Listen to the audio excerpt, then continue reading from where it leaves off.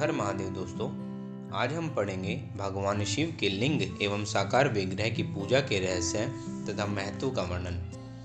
सूत जी कहते हैं, शौनक, जो श्रवण, कीर्तन और मनन इन तीनों साधनों के अनुष्ठान में समर्थ न हो, वह भगवान शंकर के लिंग एवं मूर्ति की स्थापना करके नित्य उसकी पूजा करे तो संसार सागर से पार हो सकता है। वंचना अथवा छल न करते हुए अपनी शक्ति के अनुसार धनराशि ले जाए और उसे शिवलिंग अथवा शिव मूर्ति की सेवा के लिए अर्पित कर दे। साथ ही निरंतर उस लिंग एवं मूर्ति की पूजा भी करे। उसके लिए भक्ति भाव से मंडप, गोपुर, तीर्थ, मठ एवं क्षेत्र की स्थापना करे तथा उत्सव रचाए।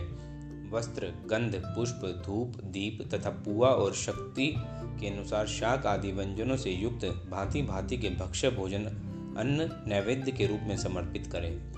छत्र, ध्वजा, व्यजन, चामर तथा अन्य अंगों सहित राजोपचार की भांति सब का सामान भगवान शिव के लिंग एवं मूर्ति को चढ़ाए। प्रदक्षिणा, नमस्कार तथा यथाशक्ति जप करें। आवाहन से लेकर विसर्जन तक सारा कार्य प्रतिदिन भक्ति भाव से संपन्न करें।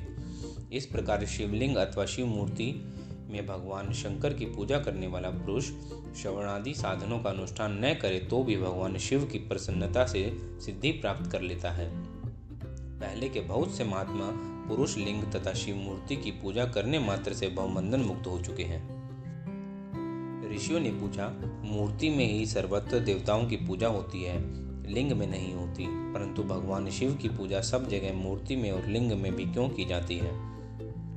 सूत जी ने कहा, मुनीश्वरों, तुम्हारा यह प्रश्न तो बड़ा पवित्र है और अत्यंत अद्भुत है।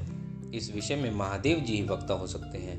दूसरा कोई पुरुष कभी और कहीं भी इसका प्रतिपादन नहीं कर सकता।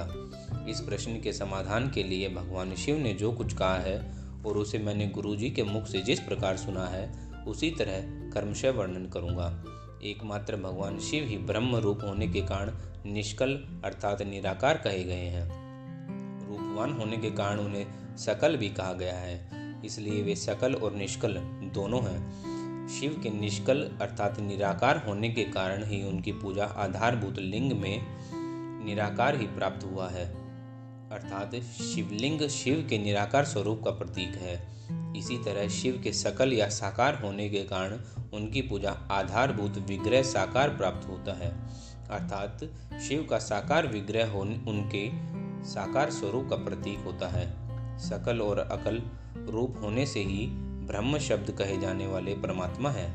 यही कारण है कि सब लोग लिंग अर्थात निराकार और मूर्ति साकार दोनों में ही सदा भगवान शिव की पूजा करते हैं। शिव से भिन्न जो दूसरे देवता हैं वे साक्षात ब्रह्म नहीं है, इसलिए कहीं भी उनके लिए निराकार लिंग नहीं उपलब्ध होता। पूर्व काल में बुद्धिमान ब्रह्मपुत्र सनत कुमार मुनि ने मंदराचल पर्वत पर नंदिकेश्वर से इसी प्रकार प्रश्न किया था। सनत कुमार बोले, भगवान शिव से भिन्न जो देवता हैं उन सब की पूजा के लिए सर्वत्र प्राय वेर अर्थात मूर्ति मात्र ही अधिक संख्या में देखा और सुना जाता है। केवल भगवान शिव ही पूजा में लिंग और वेर दोनों का उपयोग देखने में आता है। अतः कल्याण में नंदिकेश्वर इस विषय में जो तत्व का बात है उसे मुझे इस प्रकार बताइए जिससे मैं अच्छी तरह समझ में आ जाए। नंदिकेश्वर ने कहा, निष्पाप ब्रह्म कुमार, आपके इस प्रश्न का हम जैसे लोगों के द्वारा कोई उत्तर नहीं दिया जा सकता, क्योंकि यह गोपनीय विषय है और लिंग साक्षात ब्रह्म का प्रतीक है। तथापि आप शिव भक्त हैं, इसलिए इस विषय में भगवान शिव ने जो कुछ कहा है उसे ही आपके समक्ष कहता हूँ।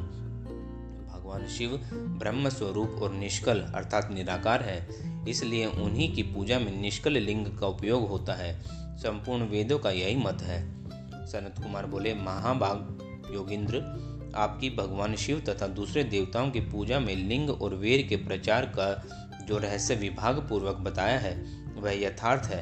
इसलिए लिंग और वेर की आदि उत्पत्ति का जो उत्तम वृतांत है उसी को मैं इस समय सुनना चाहता हूँ। लिंग के प्राकट्य रहस्य का सूचित करने वाला प्रसंग मुझे सुनाइए। इसके उत्तर में नंदिकेश्वर ने भगवान महादेव के निष्कल स्वरूप का लिंग का आविर्भाव का प्रसंग सुनाना आरंभ किया। उन्होंने ब्रह्मा तथा विष्णु के विवाद, देवताओं की व्याकुलता एवं चिंता, देवताओं का दिव्य कैलाश शिखर पर गमन, उनके द्वारा चंद्रशेखर महादेव का स्तवन, देवताओं से प्रेरित हुए महादेव जी का ब्रह्मा और विष्णु विवाद, स्थल में आगमन तथा दोनों के बीच में निष्कल आदि अंतर रहित भीषण अग्निस्तंभ के रूप में उनका आविर्भाव आदि प्रसंगों की कथा कही। तदनंतर श्री ब्रह्मा और विष्णु दोनों के द्वारा उस ज्योतिर्मय स्तंभ की ऊंचाई और गहराई था लेने की चेष्टा एवं केतकी पुष्प के शाप वरदान आदि के प्रसंग भी सुनाए। दोस्तों, आज का प्रसंग हम यहीं खत्म करते हैं। अगले भाग में हम लोग जानेंगे महेश्वर का ब्रह्मा और विष्णु को अपने निष्कल और सकल रूप का परिचय देते हुए लिंग पूजन का महत्व बताना। हर हर महादेव दोस्तों।